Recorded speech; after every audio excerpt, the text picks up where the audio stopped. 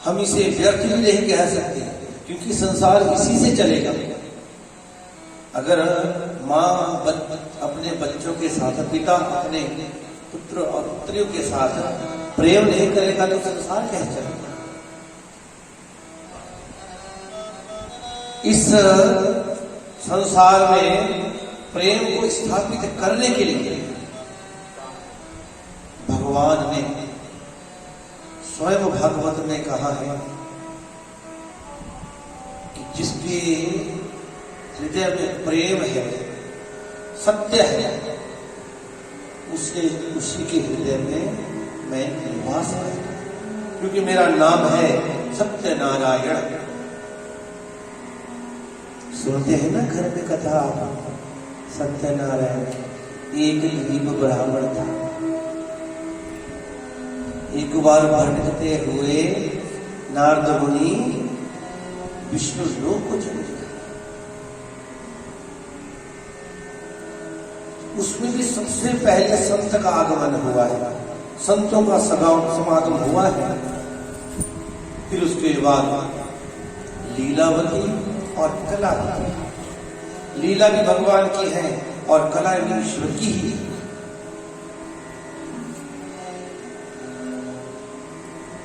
तो प्रभु प्रेमियों,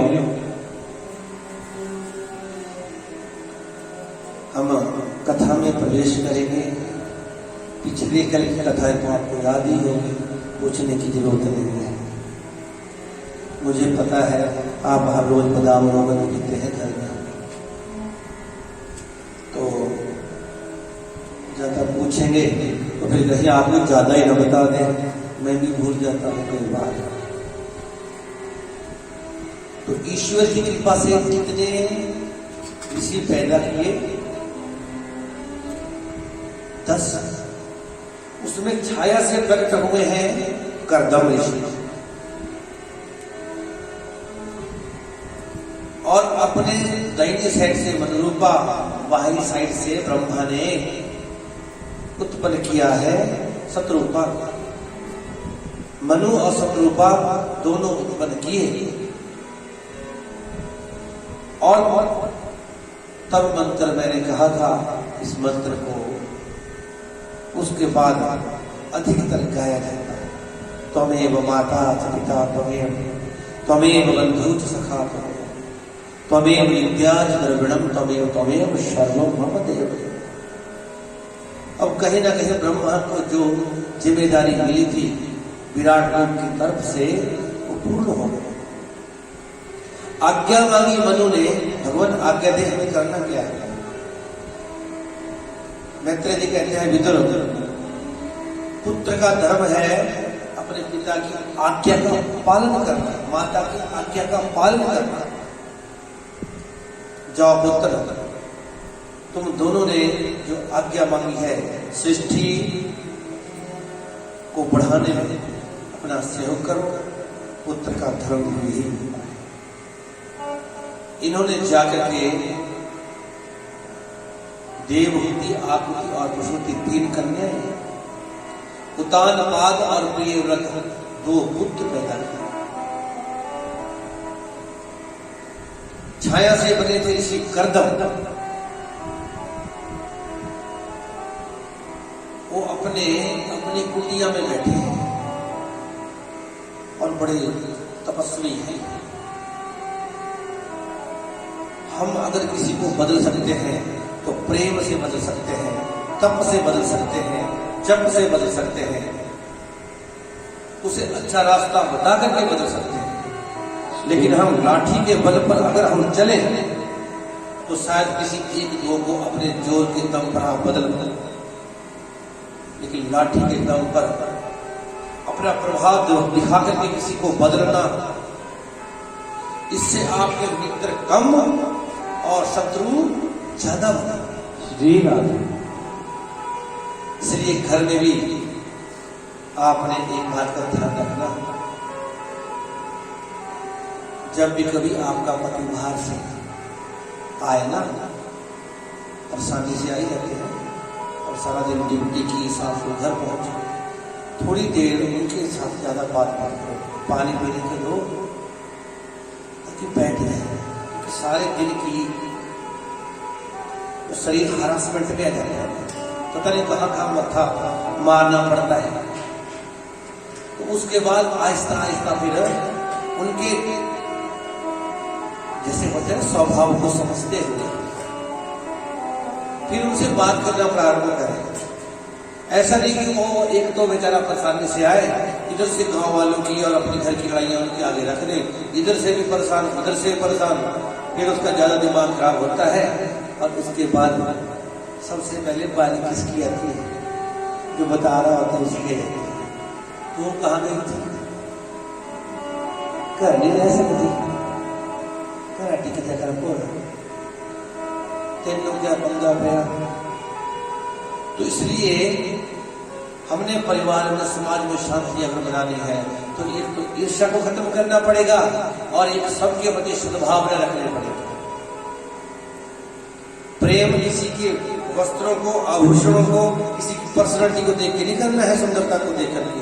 प्रेम हमेशा ही व्यक्ति का हृदय देख करके किया जाता है, लेकिन उसके लिए अंतर के चक्षु चाहिए। इन आंखों की आदत है बाहर की सुंदरता को देखने की। तपस्या में बैठे ऋषि ध्यान कर रहे हैं श्रीमन नारायण का जो आदि पुरुष है, जहां से ये पूरी सृष्टि रची गई, जिसके अनेकों रूप है, अनेकों अवतार है, जो कण कण में विराजमान है। हर व्यापक सर्वत्र समाना, प्रेम ने प्रकट होई में जाना। भक्ति से नहीं, प्रेम करना पड़ेगा अगर भगवान को प्रकट करना है। वासना वाला प्रेम नहीं, ये हमारे वाला प्रेम नहीं होना चाहिए। हमारे प्रेम में बड़ी त्रुटियां हैं। कर्तव्य जी ने 10,000 वर्ष तक बड़ी कठोर तपस्या की, कई वर्षों तक तपस्या की, और उसके बाद भगवान श्रीमन नारायण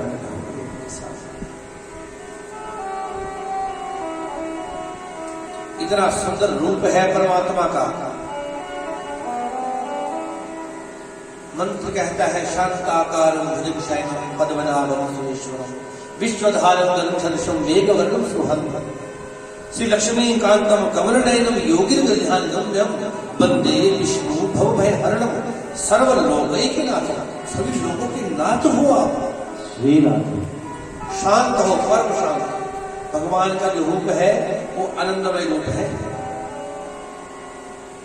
आनंदमय मुद्रा में रहते हैं परमात्मा, मुस्कुराते हुए रहते हैं, उन्हें किसी से कोई लेना देना नहीं है। कर्दम जी के सामने प्रकट हुए और एकदम से ऋषि पैरों में गिरे। भगवान, आपके दर्शन तो योगियों के लिए भी दुर्लभ है, जन्म जन्म मुनि जतन करहि, अंत समय प्रभु आवत ना है। मेरे ऊपर इतनी दया, इतनी कृपा, हे करुणा सिंधु, हे कृपा सिंधु। भगवान के बड़े अच्छे अच्छे नाम हैं, कृपा सिंधु, करुणा सिंधु। रखते हैं आप भी भगवान के नाम से जुड़ा हुआ नाम बच्चों का।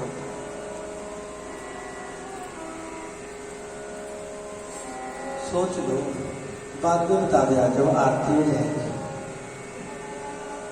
ज्यादा पूछूंगा ना, मुझे पता है इतनी भोली भाली जनता कहाँ मिलती है जिनको गर्दन तक हिलानी ना आती।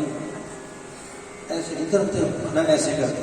पूछा स्कूल में जब जाते थे कुछ प्रश्न गुरुदेव पूछते थे तो भी कुछ जवाब देते थे आप लोग। टीचर जब पूछते थे हमारे से कि हाँ जी प्रेजेंट इन डेफिनेट टेंस कर रूल सुनाओ, और ऐसे पढ़ जाते थे बस। जिनको नहीं आता था उनकी हालत यही होती थी। लेकिन आज की पढ़ाई, विद्या वो है जो किसी काम आए। हमने पढ़ा subject plus EJMR plus present participle form of the verb plus object. हमने भी रटे सारे सेंटेंस गाना ढमकाना पता नहीं क्या। मेरी जिंदगी में किसी काम नहीं है।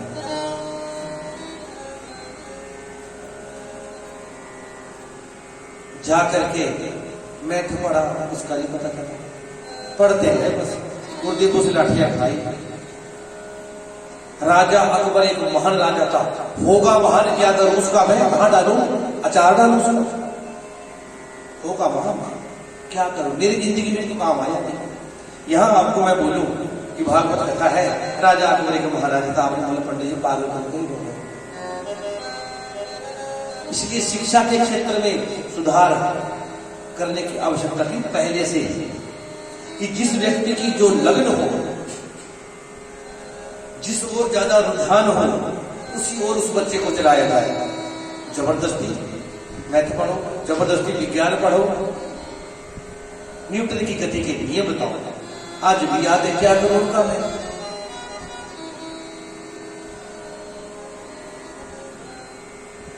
जिस व्यक्ति की जो पर्टिकुलर चॉइस हो पक्की की मुझे यही करना है, उसके लिए वो सब्जेक्ट दिया जाए प्रथम श्रेणी, थोड़ा थोड़ा सब कुछ सिखा दे, लेकिन ज्यादा। मेरा जीवन में संगीत प्रथम था, संगीत,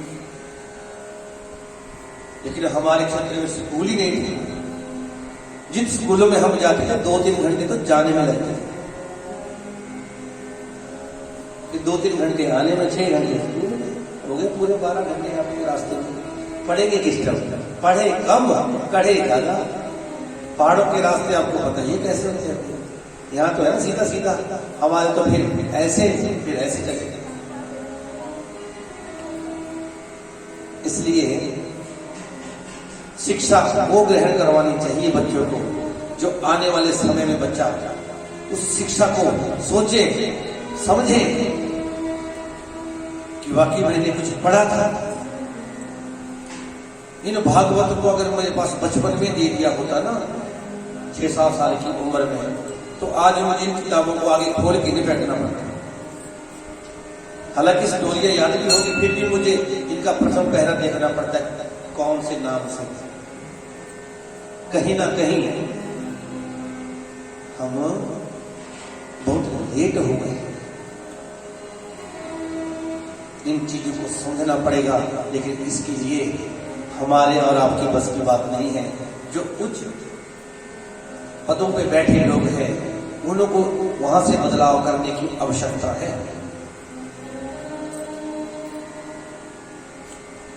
हमारा तो जीवन समाज के लिए है, थोड़ा गांव के लिए है, और एक गौशाला हमारी खुलने जा रही है।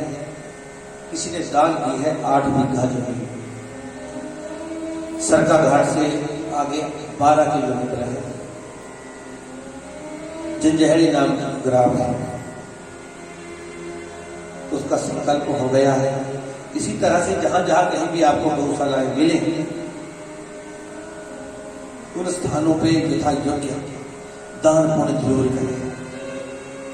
उसमें धर्म के प्रति हमारी आस्था भी बनी रहेगी, और आने वाले समय में जब आप इस संसार को छोड़ करके जाएंगे, तो एक कथा मैं आपको सुना चुका हूं पहले, बार बार मैं दूसरी बार नहीं सुना सकता। जो लेट आए हैं ना, बाद में आए हैं, उनको आपने सुनाना, मैं नहीं सुनाऊंगा, मेरे पास काम बहुत है। आई समझ, आगे समझ, 1-2 की आई समझ। तो प्रभु प्रेमियों कर्दम जी के सामने प्रकट हुए, नारायण की स्तुति की, और कर्दम जी से कहा, मांगो ऋषिवर, कुछ मांग लो।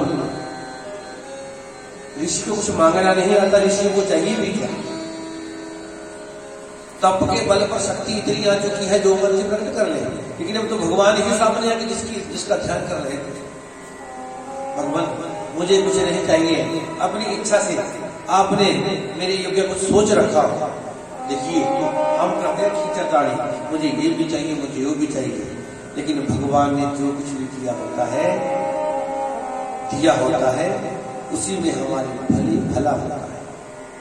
जो भगवान करते हैं, गुरुवाणी में लिखा है ना, तेरा कीता मीठा लगा, करे कराए आप पे आप, करने वाला भी आप ही है। तो कहा, सुनो, मेरे दर्शन ऐसे जा नहीं सकते व्यर्थ, तुमने बड़ी तपस्या की है, तप से मिलता है भोग, भोग से मिलता है राज, राज से मिलता है नरक। जो ऊंची ऊंची गद्दियां मिलती है ना, बड़े बड़े राजनीतिक क्या बड़े बड़े पदों पे चले जाते हैं और वहां जाकर के तप के बाद राज मिल जाए। राज जब करेंगे तो किसी गरीब को नहीं देखेंगे, फिर बहुत ऊंची हो जाती है। फिर राज के बाद नरक की बारी आ जाती है। इसीलिए हमारे शास्त्रों में 50 के बाद 51 लगा है कि जैसे 50 की उम्र हो फिर वन में तप के लिए जाओ और फिर तप करो, फिर राज करो, फिर तप करो, फिर राज करो। अगर मुक्त होना है तो फिर उसके लिए अलग साधना बहुत सी है। तप के द्वारा भी आप मुक्त हो सकते हैं। तप आपको बता दिया गया है। एकादशी व्रत बहुत बड़ा तप है। जिस दिन व्रत लेना ना आप लोगों ने, उस दिन लगना पता। पंडित जी कैसे भूखे रहते हैं हर रोज, हमारा ना ये तप हर रोज ही चलता है। तो एकादशी व्रत ये तो आपने सोच ही लिया है। गौ सेवा ये भी आपने समझ ली है। शालिग्राम जी आपके सम्मुख है, अगर किसी के घर में हो, ये स्वयं भी मूर्ति है, इसको प्रतिष्ठा करने की जरूरत नहीं है। भागवत के ऊपर विराजमान शालिग्राम जी महाराज ये स्वयं मूर्ति है। इसका जल कहीं बढ़ते हुए जीव के मुंह में चला जाए तो पंचरत्न पिलाना धमकाना किसी की जरूरत नहीं। श्री राम यमफान से उसी वक्त मुक्त हो जाता है अगर कर्मों का चक्र खत्म हो गया हो तो। महाराज मुझे कुछ नहीं चाहिए, लेकिन भगवान ने कहा तुम चिंता मत करो। सृष्टि को बढ़ाने के लिए तुम्हारे पास मनु असतरूपा अपनी कन्या को लेकर के आएगा। वो कन्या दिव्य गुणों से विभूषित है। ऐसी कन्या नहीं हो। तप के द्वारा पत्नी अगर मिले, करते हैं कि पुरुष लोग तप पत्नी प्राप्ति के लिए मंत्र होता है, किया है किसी ने आज तक? पत्नी मनोरमा मदेहि मनोरतां तारिणी दुर्ग संसार सागर से कुलोद्भवा, कि हे भगवती मां मुझे ऐसी पत्नी प्रदान करें जो इस दुर्ग संसार सागर से तार करके भगवान तक मेरे इस आत्मा को पहुंचाता।